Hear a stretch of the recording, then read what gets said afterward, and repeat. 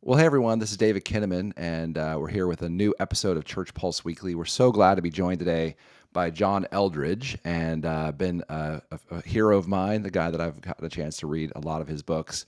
But this is actually the first time that I've gotten a chance to talk with him. So we'll get to that interview here in a couple minutes. At first, though, we want to talk a little about some of the new research that we're learning here at Barna, and we're talking now about pastors. One in three pastors, 34%, say it's somewhat or very difficult to engage with men, compared to 18% who find it difficult to engage with women. And so we'll talk a little bit about that. I think that was where John sort of cut his teeth, at least in terms of becoming more prominent within the church with Wild at Heart. Pastors' well-being, one in five pastors, 18%, said they felt lonely in the past year, while one in six pastors said they felt isolated from others in the last year. And if you've been following along with any of the Barna news or with the podcast, you'll know that two in every five pastors say they've given real serious considerations to quitting in the last year. So we know there's all sorts of pressure on pastors. It's always a difficult position, but as frontline workers in the spiritual sense, we know that pastors are facing a lot. And then we also could talk about things related to men and friendships. Before I get to that, let me get to this burnout concerns for young pastors. Younger pastors who are under 45 years old have considered quitting are significantly more likely to say they're unhappy with the effect their role has had on their family compared to those over the age of 45. So younger pastors are feeling the pressure of ministry on their families in very particular ways. So those are a few sets of data related to pastors. We're going to hear from John a little bit, his thoughts on those in a minute. And then lastly, men and friendships. 30% of practicing Christian men are very satisfied with their friendship, while 62% say they're very satisfied. 62% who are married are very satisfied with their marriage. And again, I think this gives us some really interesting kind of backdrop. I think men struggle to have the kind of meaningful friendships. They often have that with their spouse, but not always. But there's all sorts of interesting things that I think we could talk about in terms of the effect of these last couple of years on ministry, on how we're relating to each other. And we're here today to hear from John Eldridge. Let me just do a quick bio. John, if you haven't heard of him or read one of his books, John Eldridge is a best-selling author and counselor. He's also president of Wild at Heart, a ministry devoted to helping people discover the heart of God and recover their own hearts in God's love. John and his wife Stacy live in Colorado, and his newest book, Resilient, Restoring Your Weary Soul in These Turbulent Times, is releasing on June 7th. So, John, thanks so much for joining us here at Church Pulse Weekly. Yeah, thanks, David. Great to be with you. I actually have been a fan of your work for a long time. I get your guys' emails and all that, so thank you. Well, you're welcome. Well, thanks for saying that. That's very, very, very nice to hear. So the stats we just talked through, what are your reactions to those? Totally understandable, no surprise, right? For two reasons. I mean, the ministry has always been incredibly demanding. There are such unreasonable expectations that are placed on ministry leaders.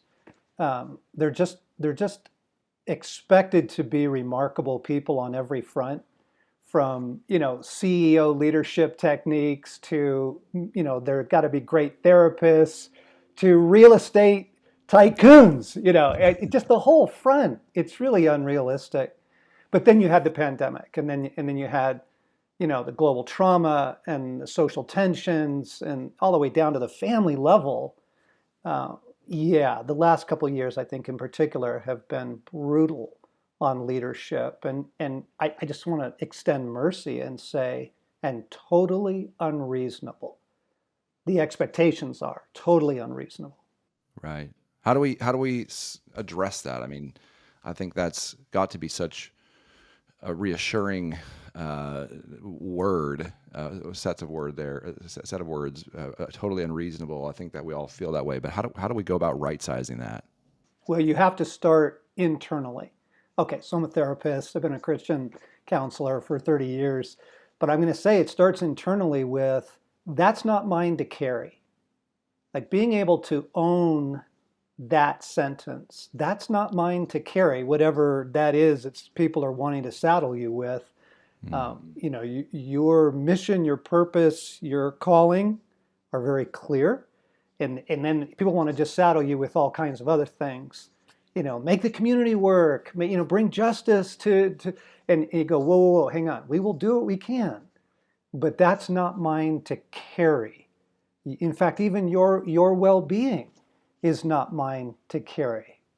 I think that can begin to help create some internal margin that could be some breathing room for recovery. Yeah, that's so good.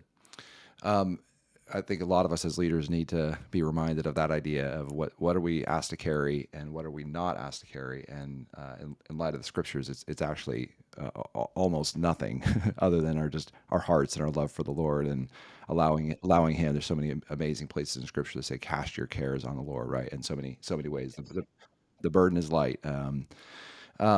Your new book, Resilient. I want to get right to that because it's a theme we've been talking about for a number of years. I remember wrestling with this group of young disciples we were interviewing, which we ended up defining as resilient disciples.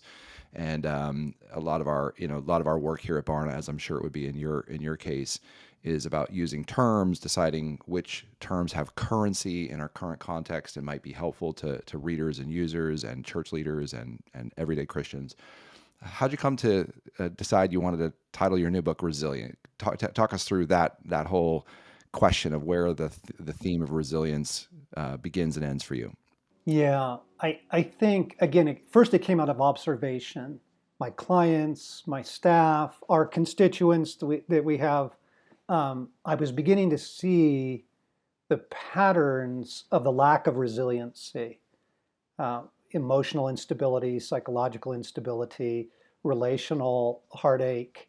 This was prior to the pandemic, by the way, that we were observing these trends. And I just think what we consider to be a normal pace of life is madness in this world. But that's the life we're in. And then the pandemic rolls through, right? Right. And it really clobbers everybody. And it's important that we name it for what it was, which and is global trauma. Because to have your normal life taken from you and to be forced into some really difficult situations, particularly in leadership, we're meeting together, we're not meeting together, we're doing mass, we're not doing mass, we're going to vaccine mandate, we're not, all that. Reaching down to the family level, families not gathering for Thanksgiving because they're split over, COVID policies. And then not having a finish line. This is actually what they do to break down prisoners for interrogation, right? You keep them in a constant state of uncertainty. You bombard them with negative news and information, and then there is no finish line in sight. So just to name that, everybody, like we all just been through that, and it's good to say so because you go, why don't my reserves feel as full as I wish they were? And the answer is this, that reserves are the test, by the way. When you go through something difficult, a spouse has a medical diagnosis or a child has a learning disability or a high needs, you tap into your reserves in order to rally. Well, we've been doing that for 2 years. And it's time now to recognize you have to replenish those reserves if you want resiliency. You can't just continue to just, live off kind of the fumes. Right. Yeah. Right. That's good. What are the ways then that you think? Let's start first with what you've already identified some of these pressure points. But what are ways then that we can replenish those reserves? And I think that's such a welcome set of insights, for leaders. Like, are there ways that we are some of them might seem obvious, but are there ways we're not seeing what's available to us in that sense? Yeah, let me make the math really simple. In order to replenish reserves, there has to be periods in your life, periods in your week, periods in your day, where more is coming in than is going out. Right. Okay, yeah. So you just begin to look at where can I arrange for moments in my day, moments in my week, moments in my year, where more is coming in than is going out. And just do some of the math. Just look at can I get an hour here where I am not answering email, I'm not writing, I'm not counseling, I am just riding my bike or taking a walk or listening to beautiful music. You just intentional moments of I'm gonna have more coming in than is going out in these. You can do them in little micro moments, and then obviously once a week you have this thing called Sabbath, which it's the last thing that Christian leadership gets to enjoy. But some kind of Sabbath in your week. It may be a Wednesday. It may be, you get to the beach, you get to the park, you go play some pickleball, just things that replenish your soul, things that renew you. And then in your year, you look at the course of the year. And just like as an example, Stacy and I thought we had this built in because we take a good part of our summer to replenish our reserves. But we realize that we go so hard in our work, conferences, ministries, travel, podcasts, filmmaking, all that, that to wait till you get all the way back to your next summer vacation, it's madness. That wasn't working. So we had to build things into our year quarterly where we are allowing more in than's going out. Yeah, that's good. How do people discern the difference in between things that maybe others find replenishment in, or how do we find our own unique sort of DNA of replenishment? What makes you happy, people? I mean, seriously, just listen to your soul.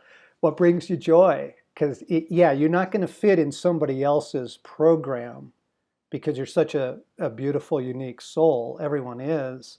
Nobody, people don't even like the same movies, for heaven's sakes, right? Right. So you can't cookie cutter this. You have to say, what brings me joy? What brings me rest? But I would also add with an anecdotal story. So last summer I was pretty fried. And what I really wanted to do, I love the outdoors, I love adventures, and I had these adventure trips I wanted to do. I did check in with God, and he said, no. And I fought him. I'm like, no, this would be perfect for me. This is what, he says, John, what you need this summer is simplicity. So I would ask God for his thoughts on your prescription, kind of what you do for soul care, what you do for healthy rhythm. Because he may say things to you like, you know what, you've never been to England. You really need to take a trip. And you're like, what? Like, that's not even on my radar. That God knows what your soul needs. I think one of the things I love hearing you talk about that. I remember, reading your work about hearing the voice of God, and I think so many of us as leaders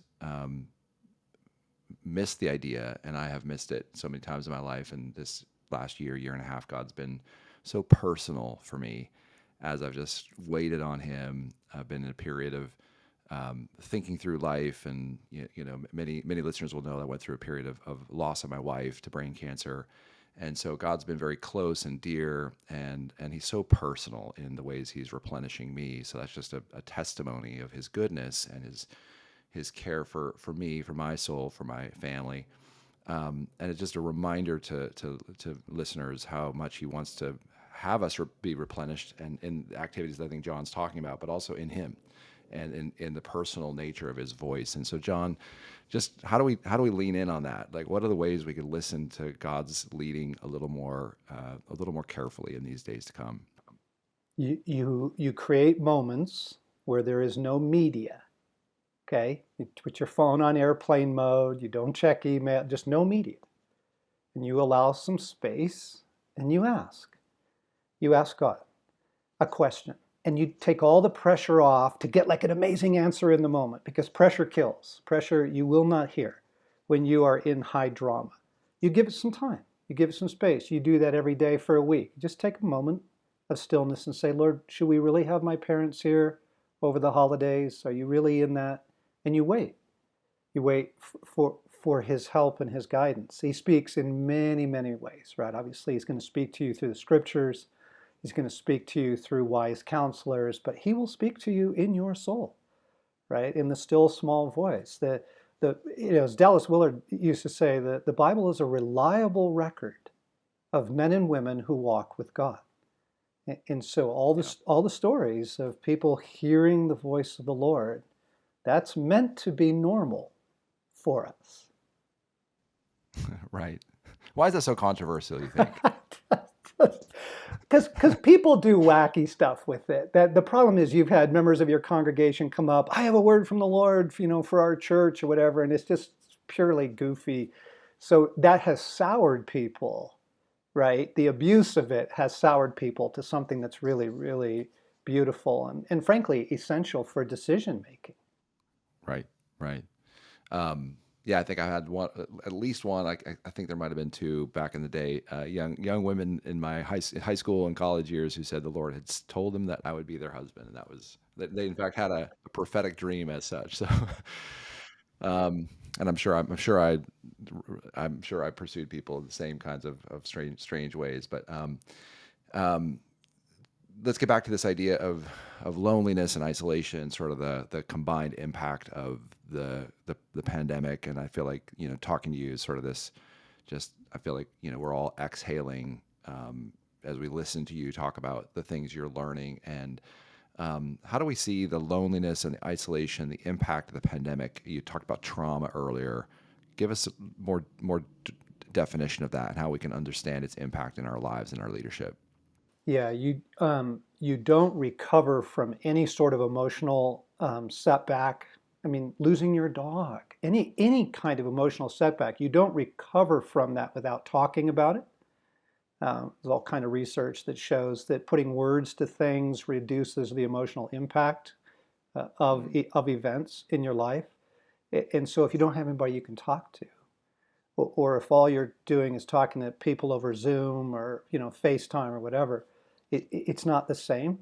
And so the pandemic put us in global trauma and it isolated us. Right. And okay, so the goal now is one or two relationships, just one or two. It's never going to be a lot of people, folks. One or two people that you can be honest with. And one of the great gifts for me, so I run an organization, we have a ministry, we have a staff, but I'm the head guy.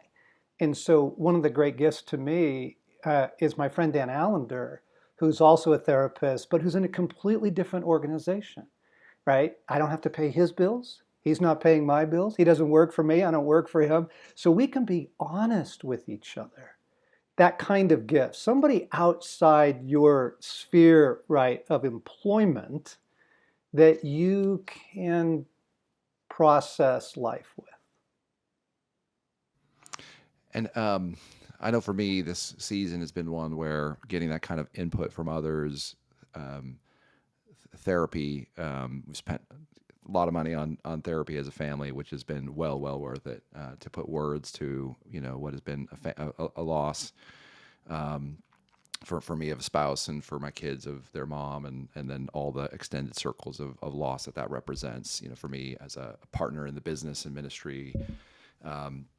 So therapy, I'm a big fan, and beneficiary. I was actually a counseling psychology major in college, and then ended up being really interested in social psychology and the kind of the group factors that were statistics and other kinds of interesting things, like how do groups of people think together, which is what led me down the road to social research. But when you think about this notion, and I've been doing spiritual direction the last 4 years, which has been incredible.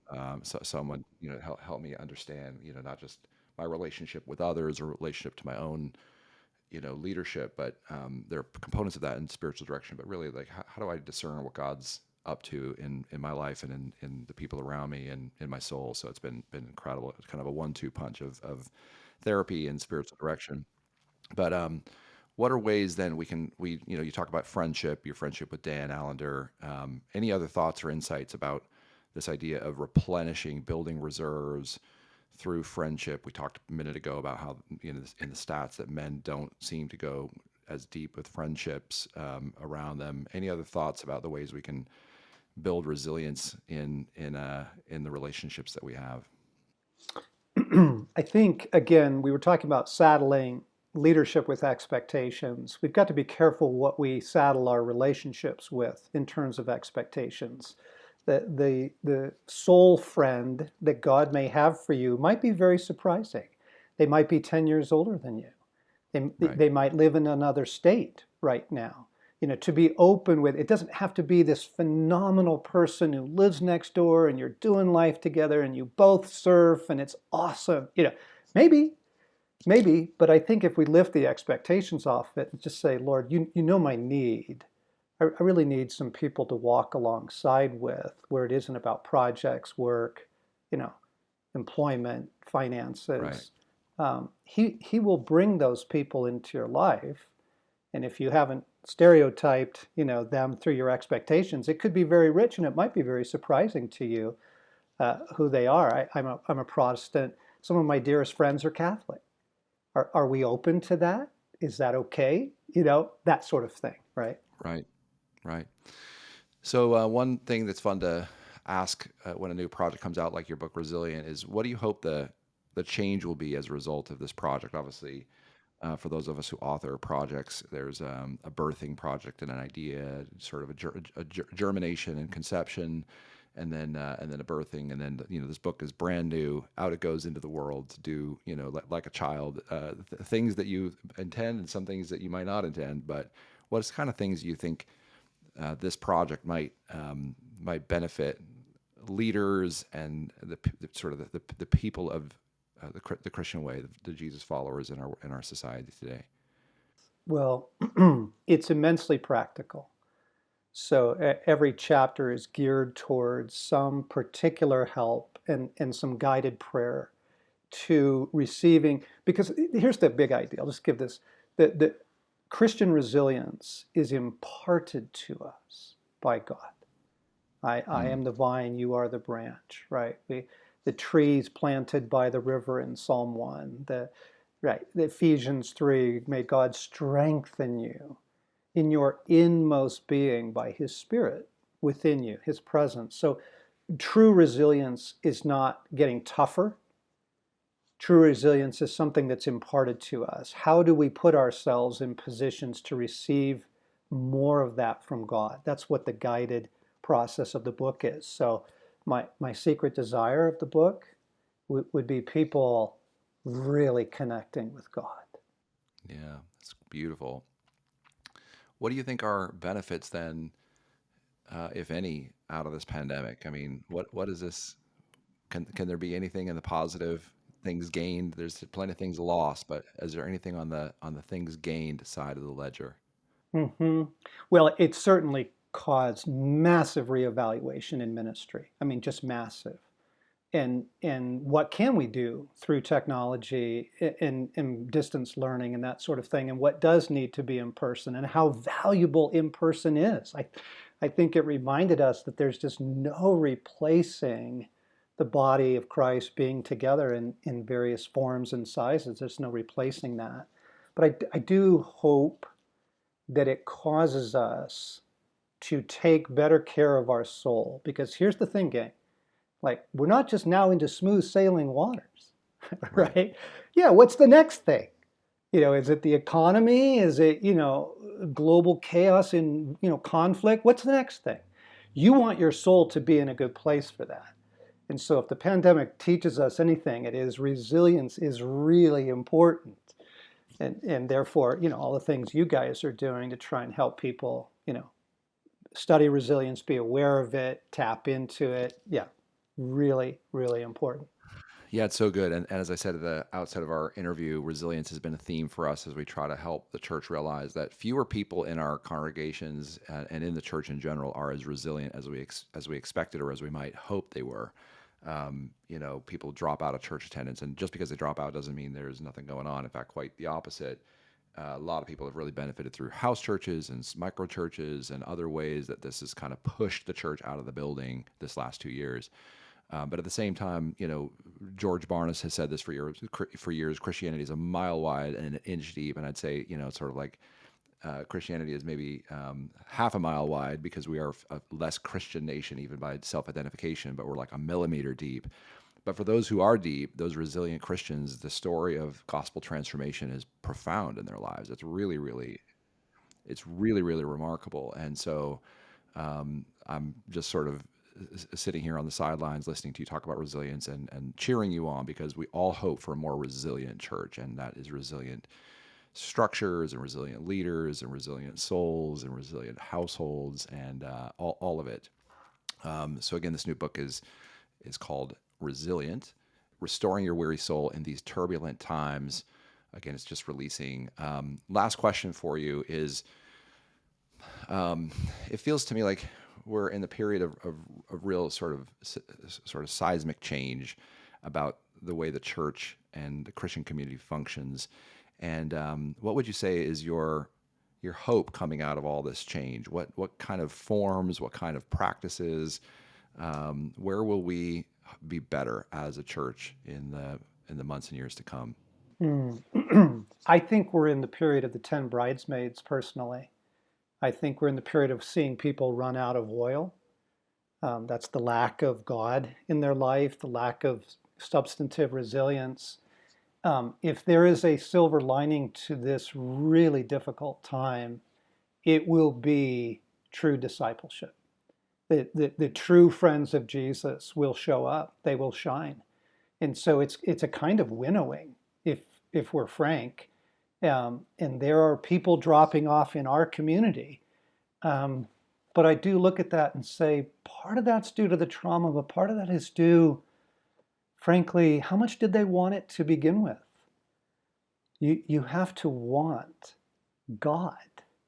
You have to love Jesus. And from that, everything else flows. So maybe we'll be deeper. Yeah, it's good. Any parting thoughts? Anything I haven't had a chance to ask you think what might be I'm going helpful to give everybody a massive amount of margin back in their life. And you quoted 1 Peter 5, verse 7, cast all your cares upon the Lord, because he cares. We call it benevolent detachment. Every day, bells ring out in our offices, monastery bells at 10 and 2, and everyone stops, and here's what we do. I give everyone and everything to you, God. We release it all. Every project, every person, I give everyone and everything to you. And you learn benevolent detachment. You take back all of this internal emotional margin in your soul. It's life-saving. So good. Yeah, thank you for that. Man, I'm going to be practicing that for weeks to come. That is really, really good. Thank you for that picture. Well, John, thank you so much for joining us here on Church Pulse Weekly.